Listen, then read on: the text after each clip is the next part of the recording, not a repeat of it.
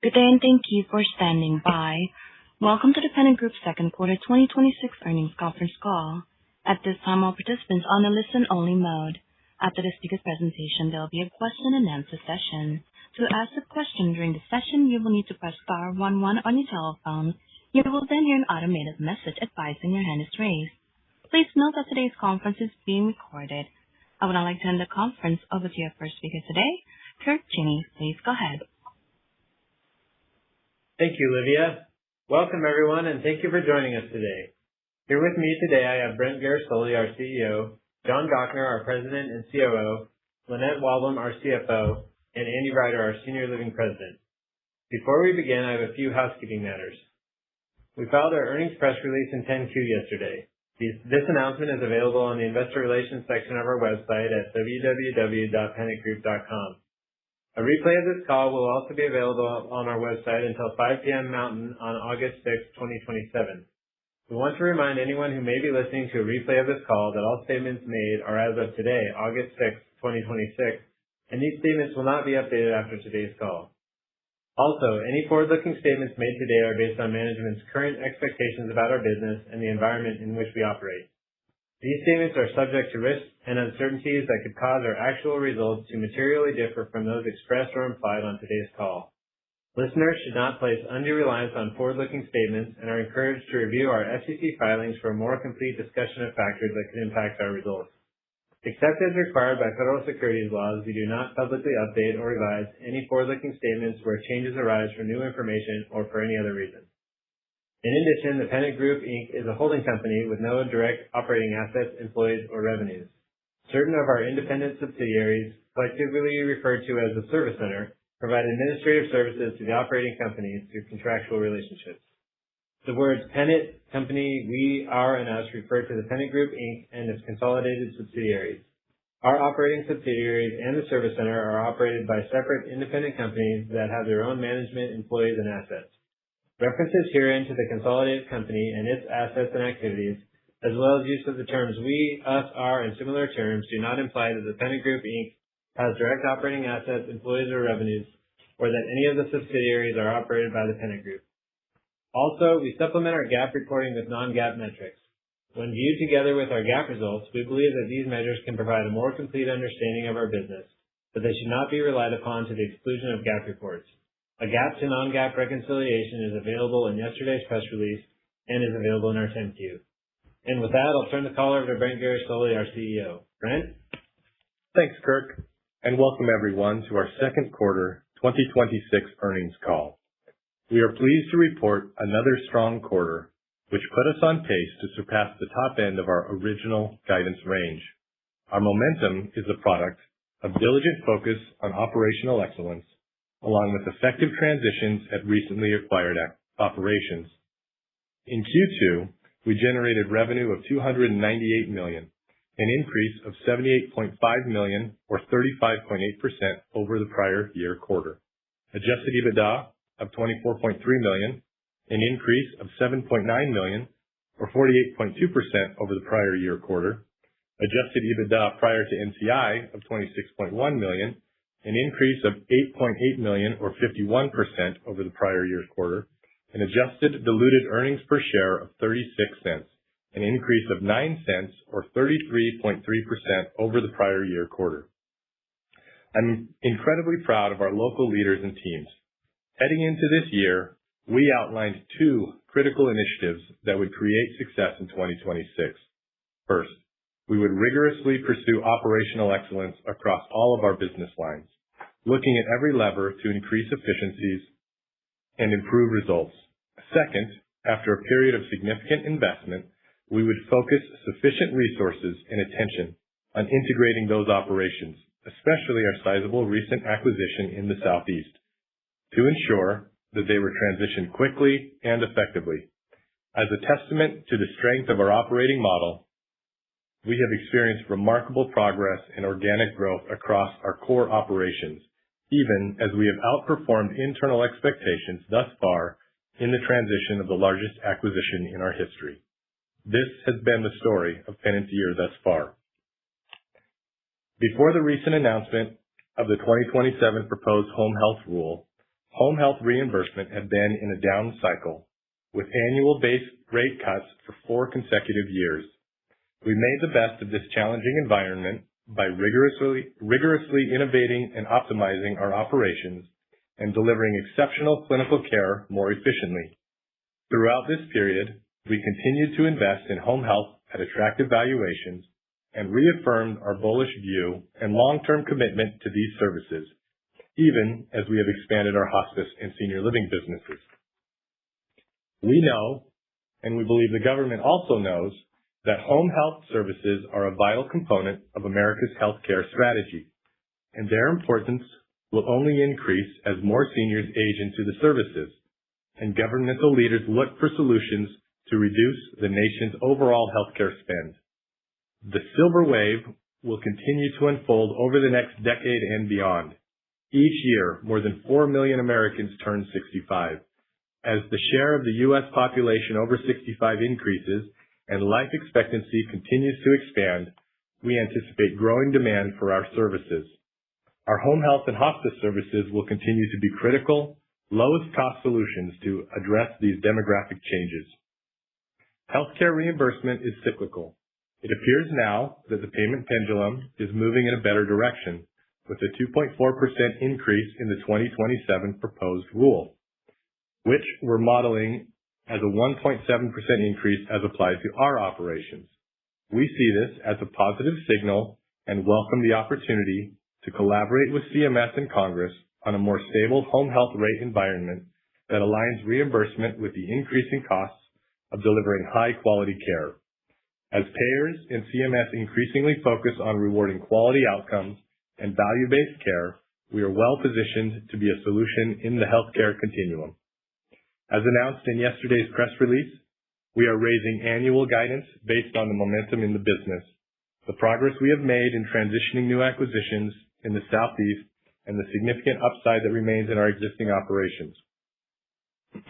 We anticipate full-year revenue in the range of $1.17 billion to $1.19 billion, adjusted EBITDA prior to NCI of $101.5 million to $105.1 million, and adjusted earnings per share in the range of $1.34 to $1.41. With solid performance across the portfolio, a pipeline of potential growth opportunities, and a robust balance sheet, we are excited for the remainder of 2026 and beyond.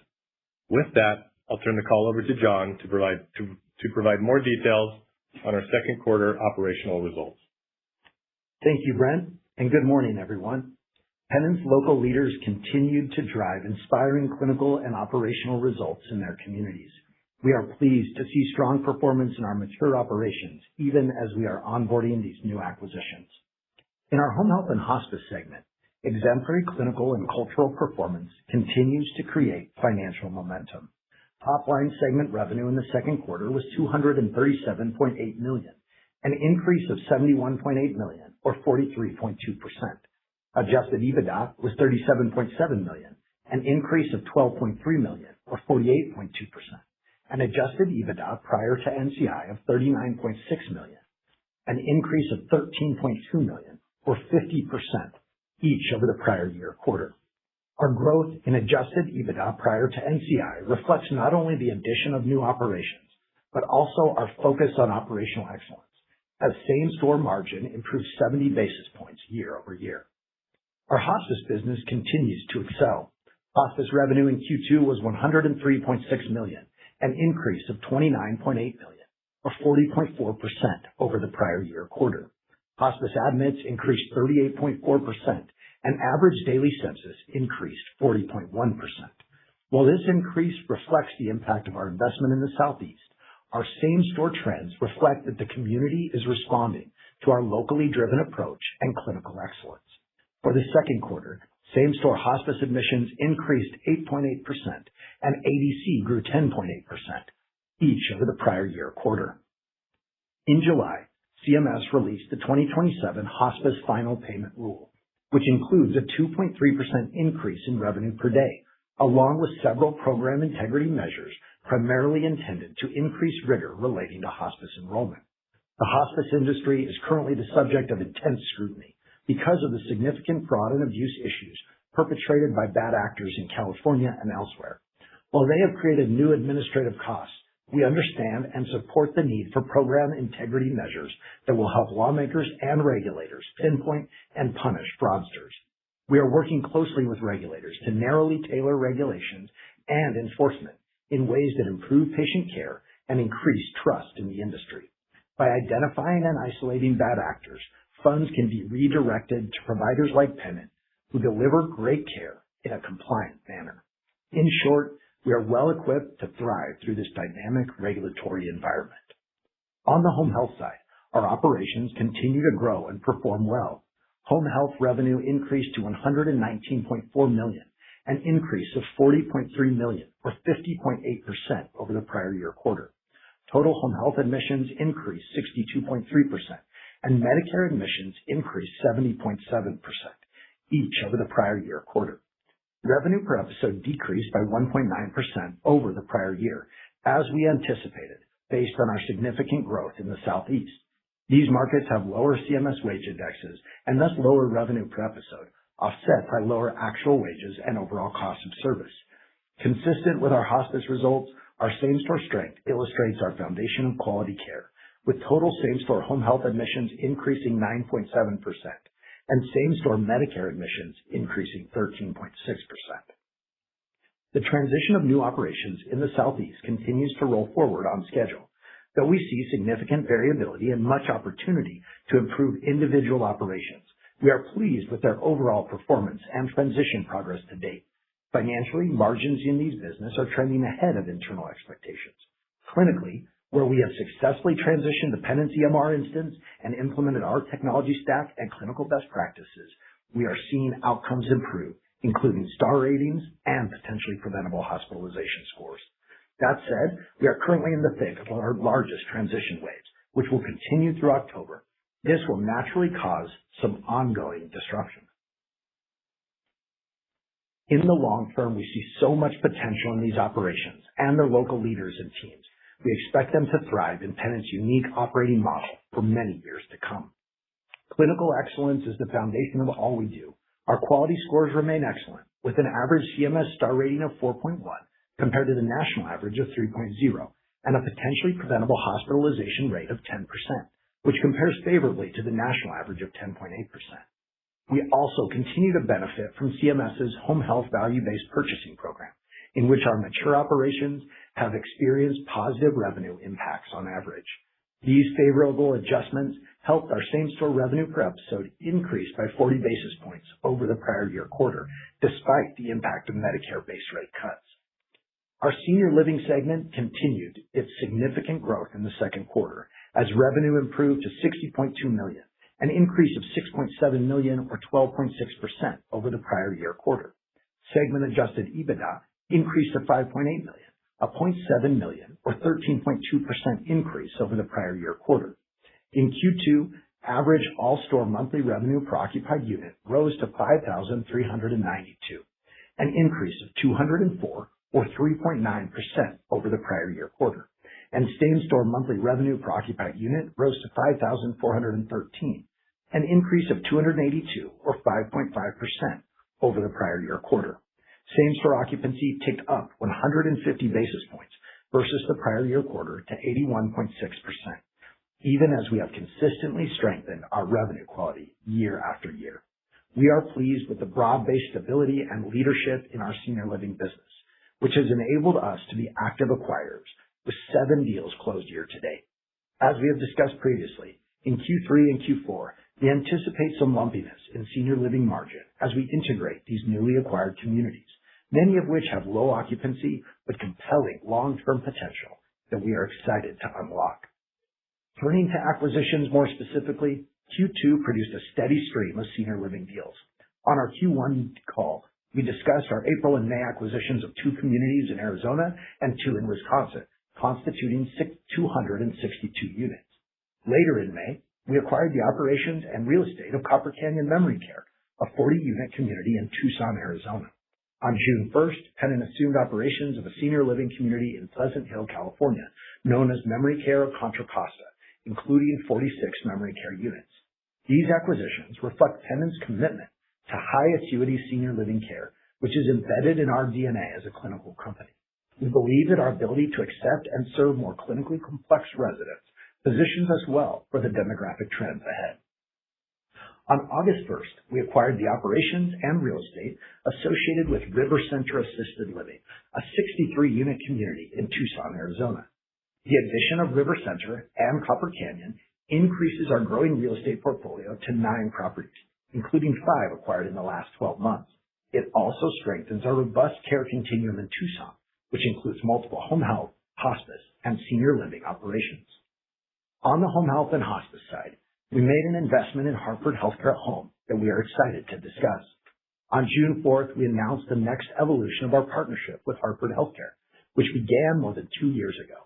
In 2024, we commenced management of Hartford Healthcare at Home, which now provides home health and hospice services to more than 30,000 patients annually from 9 locations throughout the state of Connecticut. In June, we made an investment in the future of Hartford Healthcare at Home that allows us to share in the profits or losses recognized in connection with our management of the business.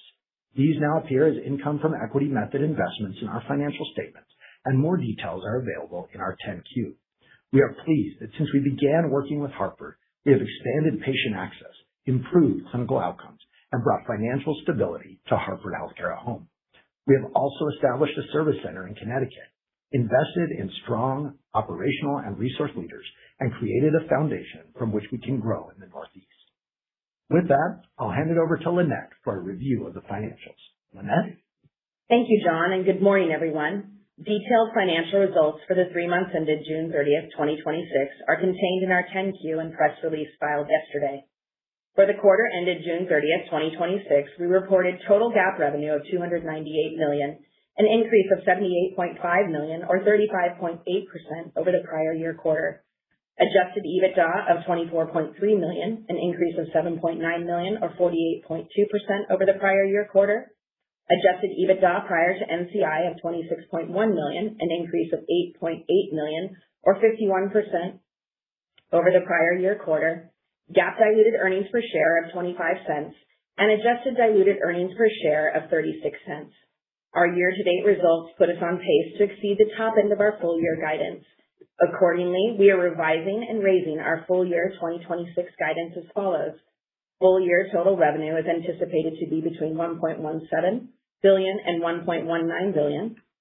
Full year adjusted diluted earnings per share is anticipated to be between $1.34 and $1.41.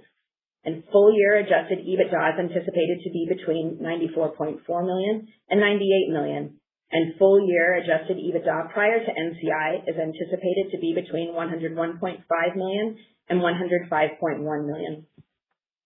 This updated guidance incorporates current operations and organic growth, diluted weighted average shares outstanding of approximately 37 million, and a 26% effective tax rate.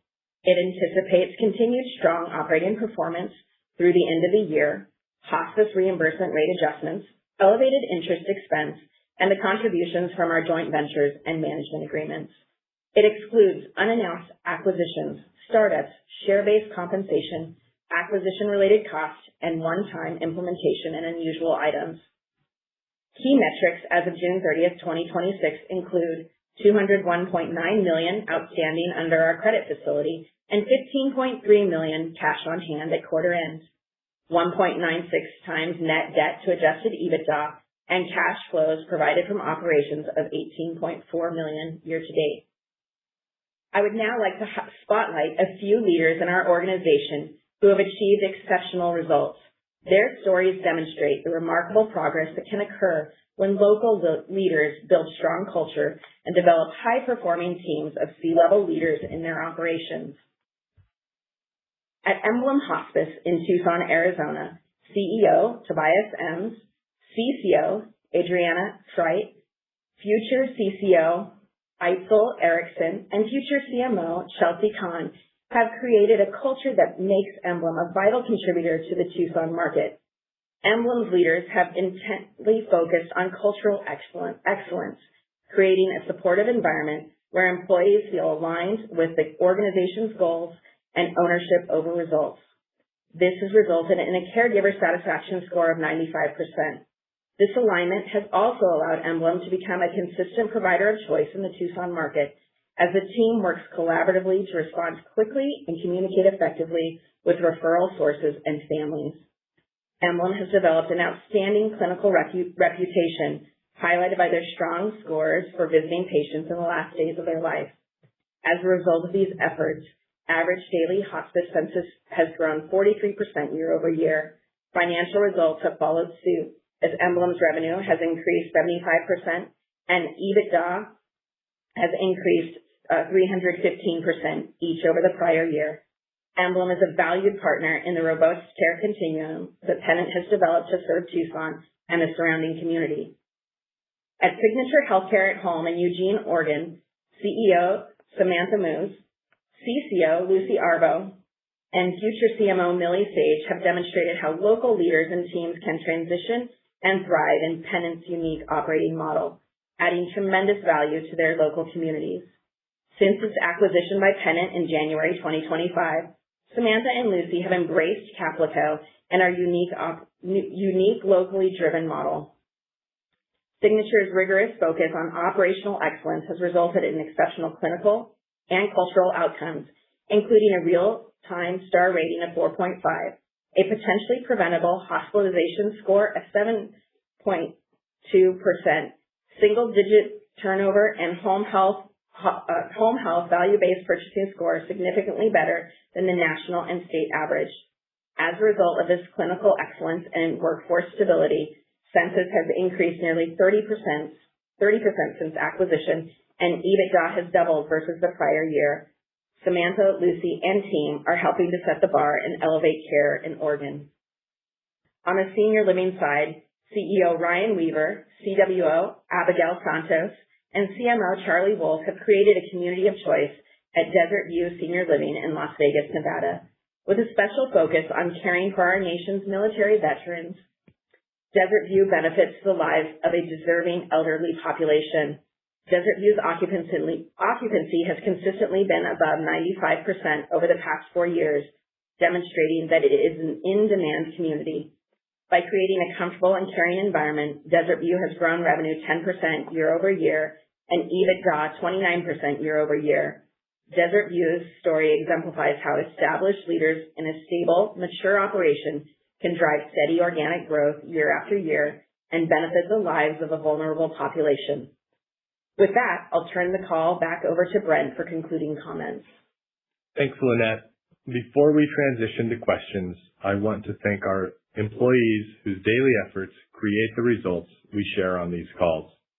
With that, we'll open it up for questions. Livia, can you please instruct the audience on the Q&A procedure? Certainly. Ladies and gentlemen, to ask a question at this time, you will need to press star 11 on your telephone and wait for your name to be announced.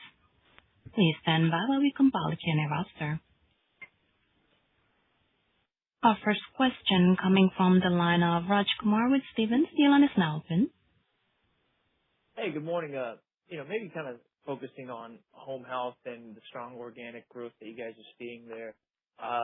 Fee-for-service pretty healthy and, MA kind of right behind it. So as I kind of think about, some of the dynamics underlying that, this year MA has kind of been tempered from a growth perspective, might kind of rebound next year.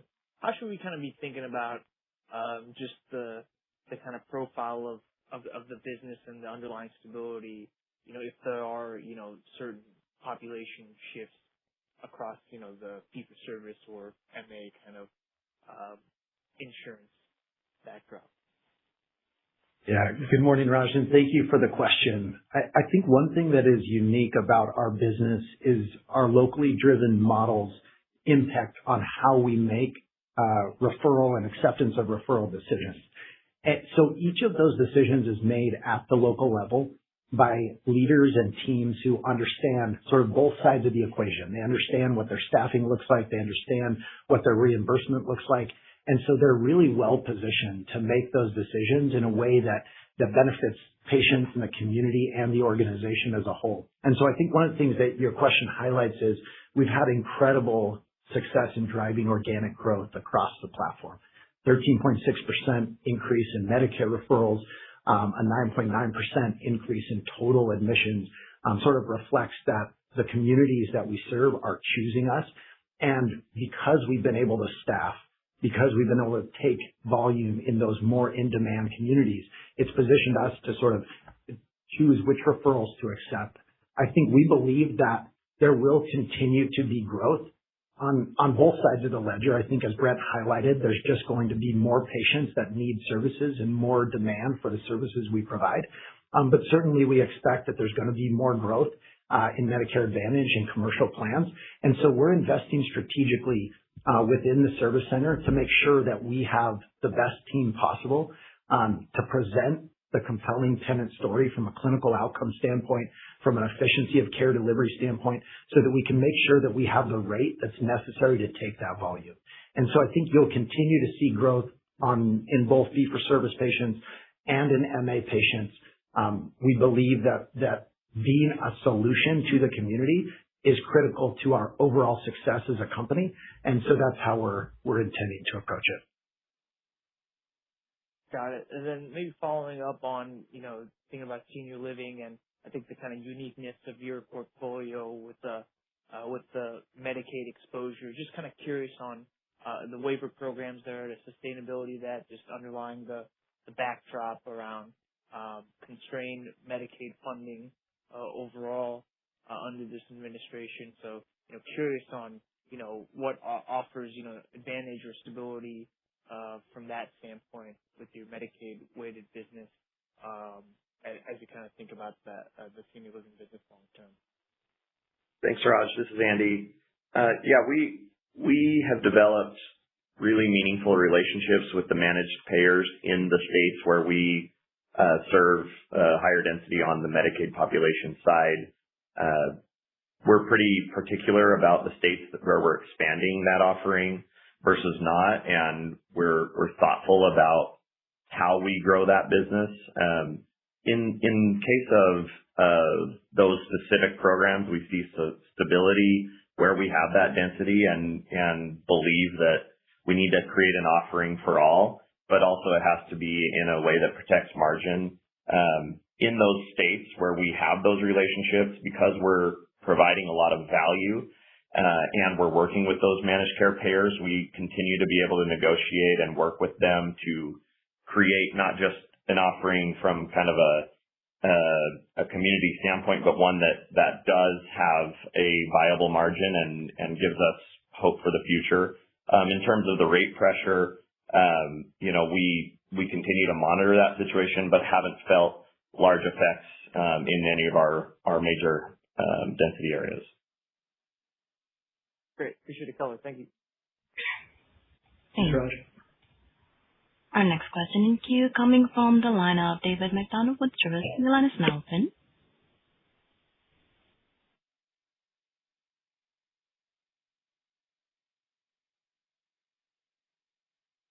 David, your line is now open. Please check your mute button.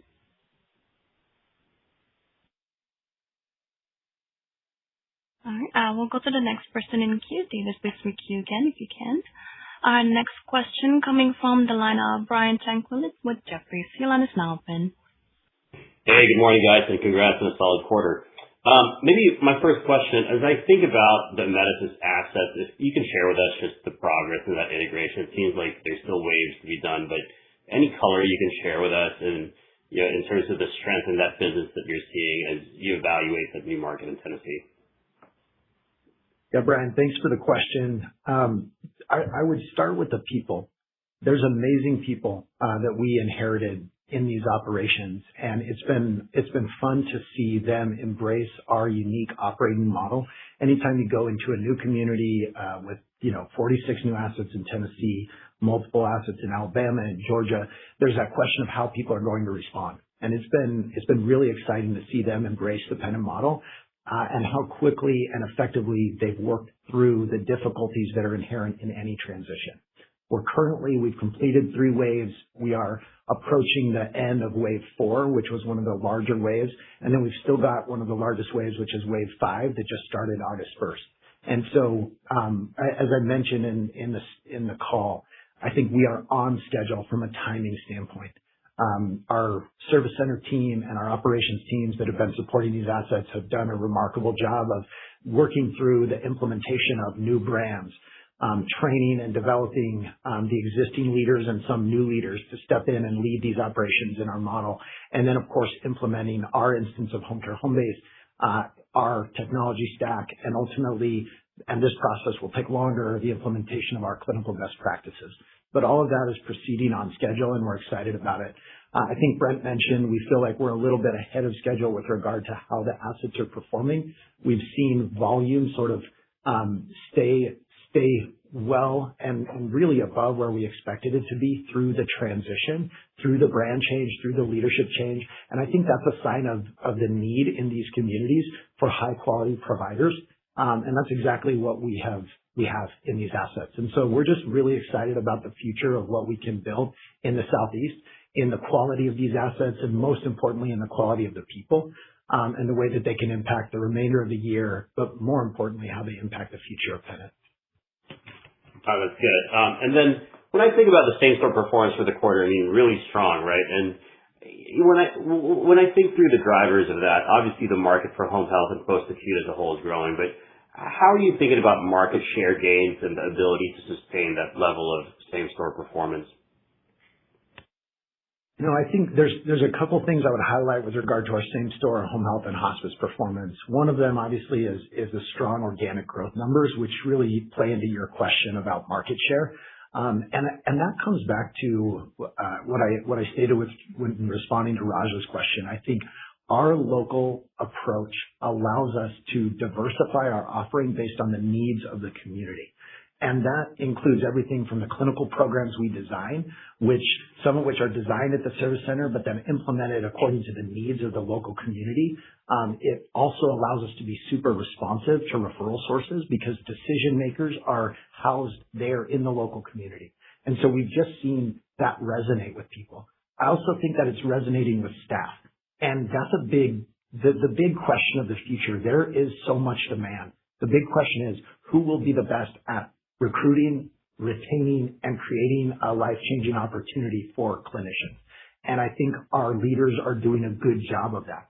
I think our turnover shows it, that as that has declined. I think our headcount growth shows that our recruiting has improved, and overall we're better meeting that needs. And so when you look out and say, is this sustainable? I think we have traditionally sort of cited that mid to high single digits as where we think our mature organic growth is going to lie.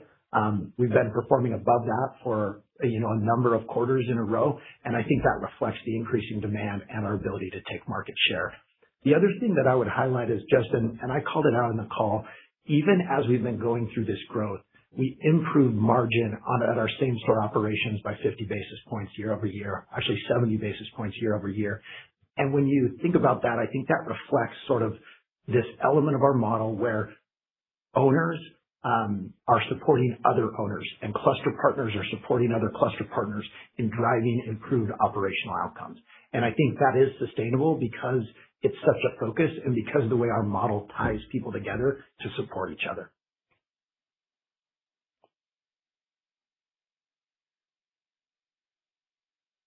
Thank you. I see David McDonald's back in queue. David, your line is now open. Yes, can you guys hear me? Yep, I can hear you. Oh, okay, sorry about that. So guys, just two quick questions. One, we hear a lot in terms of providers talk about automation, talking about AI, talking about, a lot of the things that are changing the market a little bit. Can you guys just talk about, obviously you've got a staff that deals with a lot of clinical paperwork, a lot of things where there's potentially an opportunity to drive some efficiencies. Just kind of how you're thinking about that relative to your employee base and any opportunities there over the next, let's say, 12 to 24 months. Yeah, David, appreciate the question. And it's certainly something we haven't spent a lot of time talking about on past calls, but I will say this.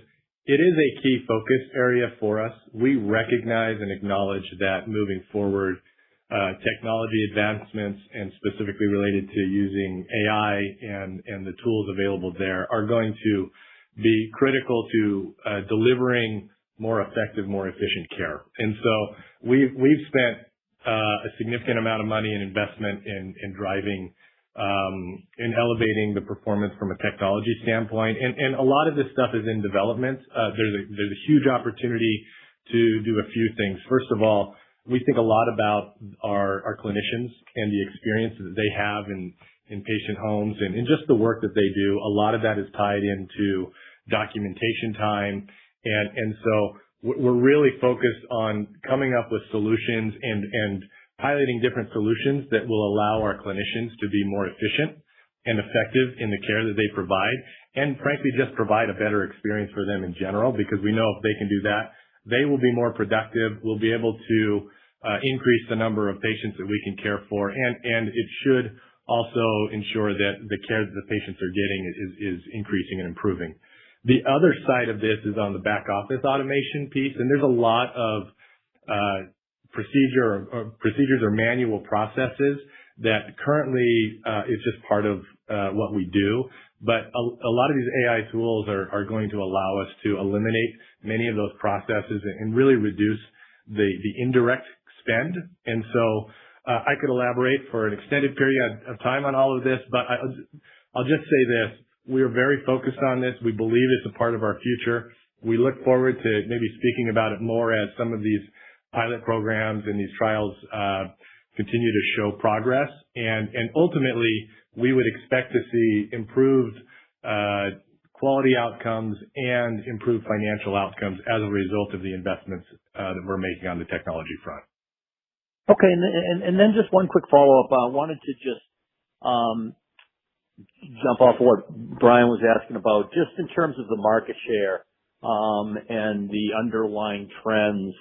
This is probably a little bit hard to parse, but I'm just curious, do you guys think that some of the, noise around waste, fraud, and abuse has potentially, started to accelerate some market share shift towards some of the larger, more sophisticated folks? And are you guys, benefiting from some of that share shift?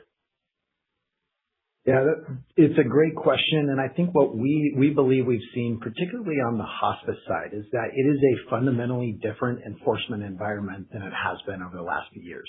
The result of that is there's these things, these payment suspensions, these audits, all of these different things that are causing providers and referral sources to question how they move forward.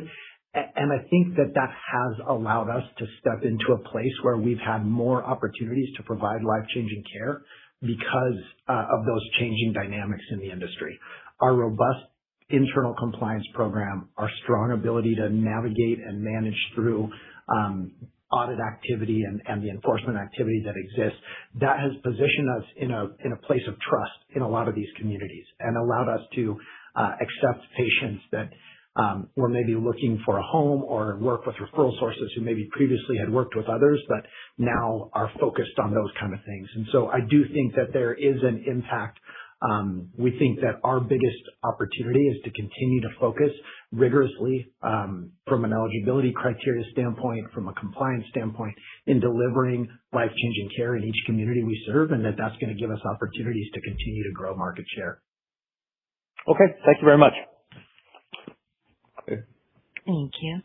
Our next question coming from the line of Ben Hendricks with RBC Capital Markets. Your line is now open. Hey guys, thank you very much. Just wanted to move to the hospice segment real quick. And I know I asked you guys a lot about CAP, but we get a lot of client focus on it, especially I think one of your peers put up a CAP accrual this quarter in a market we don't typically think of high wage index. And just given this strong organic census growth still outpacing admissions, just want to get your thoughts on how that management process is going, how you guys think about balance and if there's anything kind of emerging either in your new markets or in your same store markets regarding CAP accrual. Thanks. Thanks, Ben. It's one of the things that we constantly focus on. The Medicare cap, particularly in California, as we've discussed on previous calls, requires us to sort of manage our census because patients are eligible for a longer period of time than the cap allows them to receive services. And so I think you saw us record about 1.3 million in the quarter. We're still about 500,000 behind where we were last year. And that has come from, we approach CAP like we approach every other operational thing. When we notice a problem, and we're tracking this constantly. Our finance team has developed sophisticated tools that project CAP over multiple years, and they present that data to our operators on a monthly basis so that they know how they're trending. That data also works in census growth and admissions growth and kind of how that plays into CAP management. And then our operators understand that the mix of patients that they receive, whether it's from hospitals, whether it's from dialysis, that they've got to manage that length of stay, particularly in those higher reimbursement states.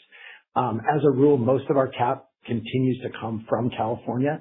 And so we feel pretty comfortable with the way that we're managing it. From time to time, you'll see an individual operation where there's CAP liability. And again, we focus on that with an individualized plan based on the needs of that community and the way we feel like we can better serve that community by working with referral sources where we traditionally receive shorter length of stay patients. But overall, I think we're managing it well. We'd always like to have no CAP, but the reality is our most important obligation is to provide service to eligible patients. And in states like California, that may result in CAP from time to time. Great. Thank you. Thanks, Ben. Thank you. Our next question in queue coming from the line of Jared Hauswick with William Blair & Company. Your line is now open.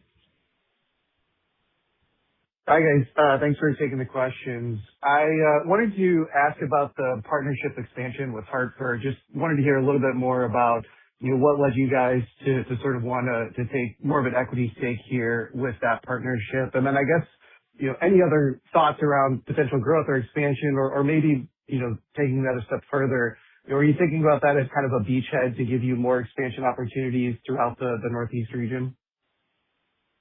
Yeah, thanks for the question, Jared. I'll take the first part and Brent will jump in on the second part. I think what attracted us to the opportunity at Hartford is honestly the excellence of Hartford Healthcare and their commitment to in-home care. They had built Hartford Healthcare at Home as the largest provider of home health and hospice services in Connecticut.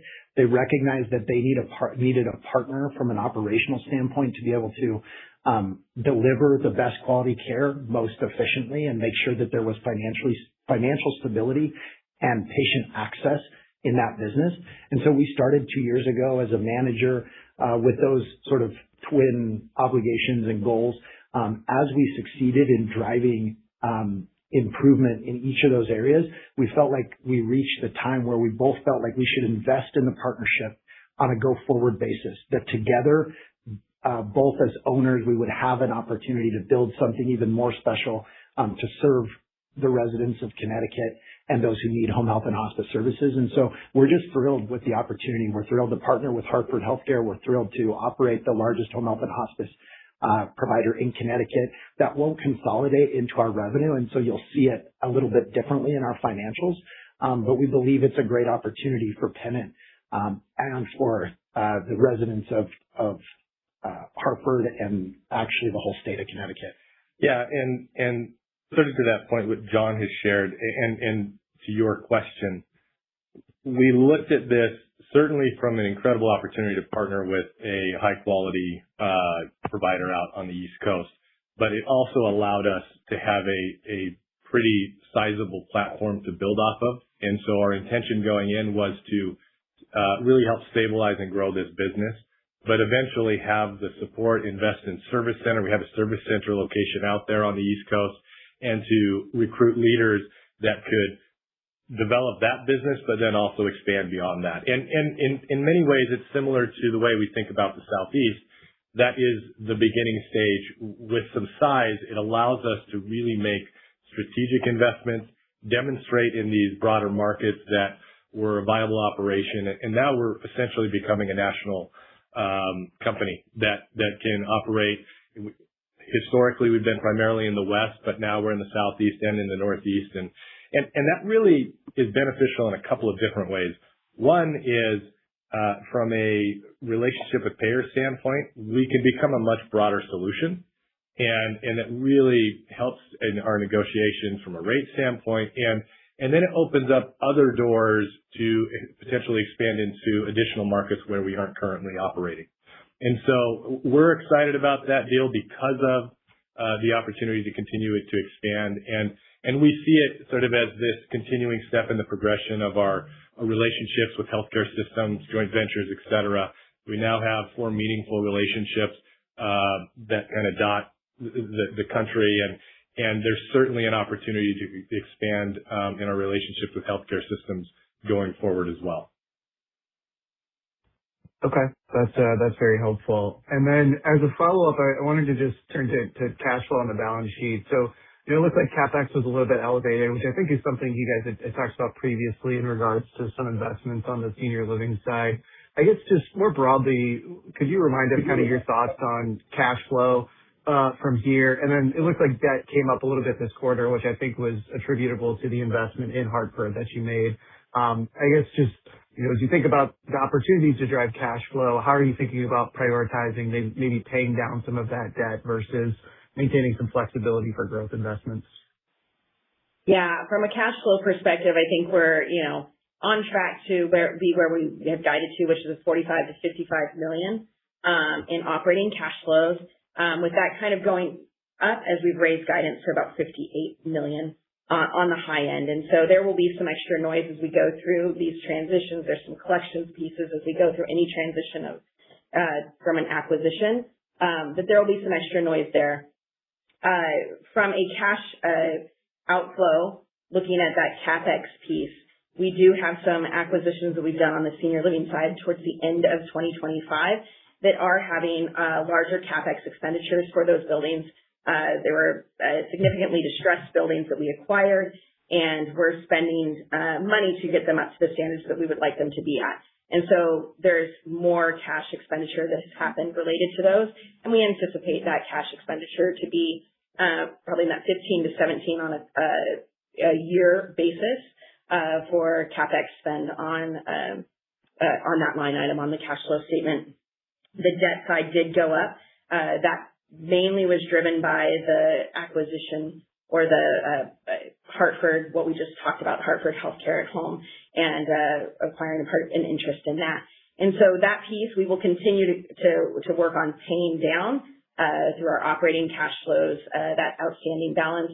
And we want to make sure we're maintaining the ability for us to continue to acquire when we have acquisitions that come along that fit our acquisition profile. Okay. All makes sense. Thank you. Thank you. Our next question coming from the line of Stephen Baxter with Wells Fargo. Your line is now open. Hi, thanks. I wanted to ask about the senior living business and the acquisition pace you're doing. I'd love to hear a little bit about what the same-store margins look like in that business. I think you cited the same-store margins for the home health and hospice business earlier, but I'm not sure I heard them for senior living.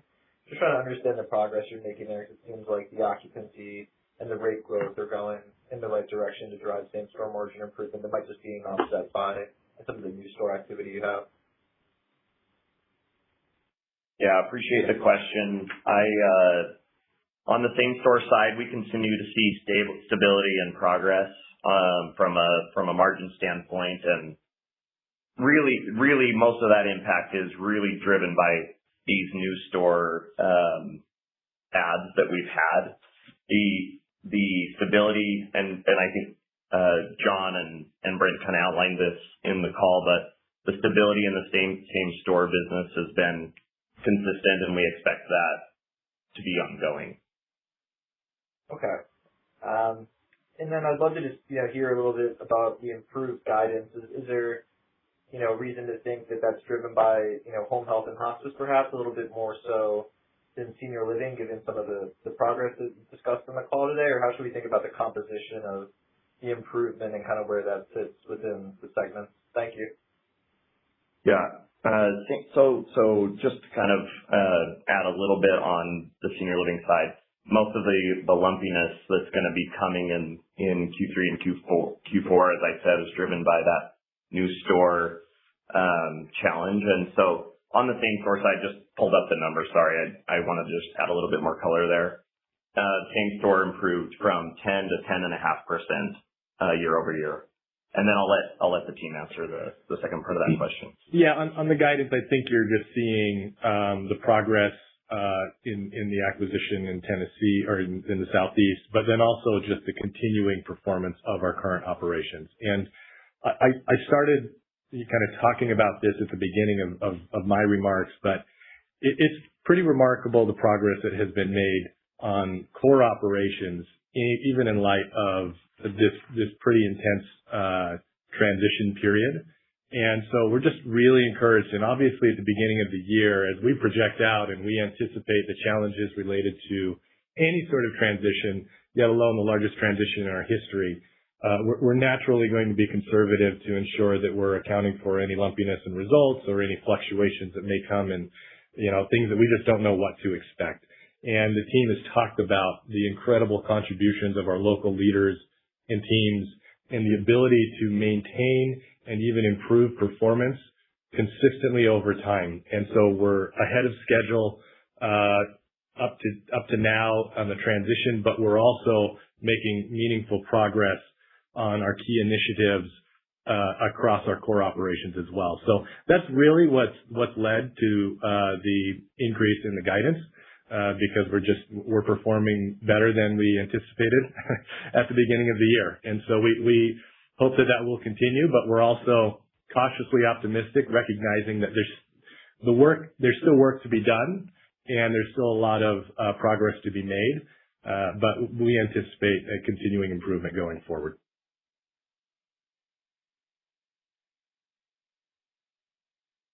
Thank you.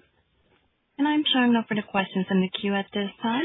I will now turn the call back over to Mr. Brent Guerisoli for any closing remarks. All right. Well, thank you, Livia, and thank you everyone for joining us on the call today. Ladies and gentlemen, this concludes today's conference call. Thank you for your participation. You may now disconnect.